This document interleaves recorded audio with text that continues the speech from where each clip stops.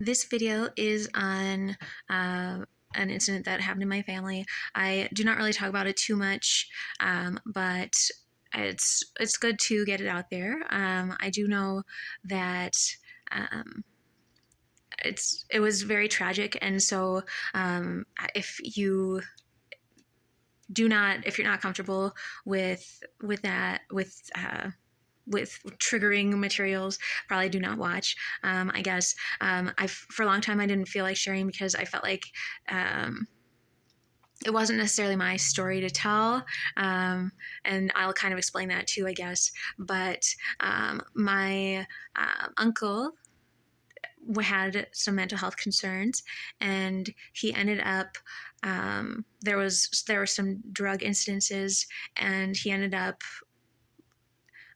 shooting his family in the head. Um, my three cousins and my aunt, and then he killed himself as well. And it's no one kind of sees that coming. He was very, very nice. We weren't that close, which is why I didn't feel like I could tell the story, because we lived like an hour plus away. We mainly saw each other at holidays, and sometimes family gatherings after long gaps can be kind of uncomfortable and like awkward, and but trying to find these things you can talk about. But you would always find like a game that would break the ice and things like that, and we always had a lot of fun. Kind of talking about what was happening now, and but there was always that little bit of awkwardness first. And I know even when I was younger, it was much more awkward because I wasn't advocating for myself. I was kind of quiet, and but we were able to kind of bridge that gap, and we had some fun, and it was good. I know I loved them. I loved my uncle, um, and he also liked the Green Bay Packers, and he was just a fun loving guy. He was always so curious. He loved technology. He loved everything, and that was so cool. He was such a bubbly character, and he was nice, and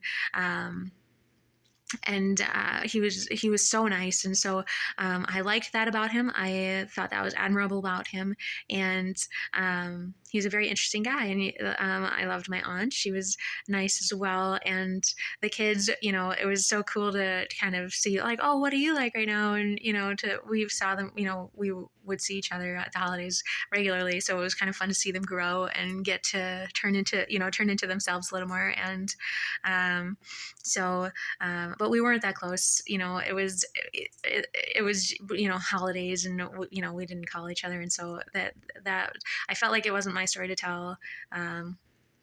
But it was a mental health concern. He was feeling anxiety, and he ended up you know shooting everyone and then himself. And obviously no one expects that. I saw the way I found out, one of my cousins posted on Facebook that she had lost 5 members of her family, and I had no idea. So I called my parents. I just had just gotten done with work, and um, so I was checking Facebook, as you do, because I didn't, I wasn't on Facebook during work. I was a good worker, and saw that, and so I kind of called my parents and I was like, "Do you see what my cousin posted? What's going on?" And they kind of explained it to me, and so I ended up going home and kind of talking about it with them. Well, there was nothing really to talk about, which was the hardest part, because we didn't know anything for sure. There were like 2 news articles out, just saying the wellness check, and then yeah, so kind of where the bodies were found. And so we just kind of sat there quietly, like turned the TV on, or we tried to wait and see what to do about it, what we could do about it, and you know wait for more details. And there was nothing we could do about it, and so it was just kind of shock and waiting. And then you know, there really wasn't anything to do. We talked to other family members. I wasn't on the phone with them, but we kind of were just like all in shock, and what can you do, trying to sort it out, and what happened and why it happened, and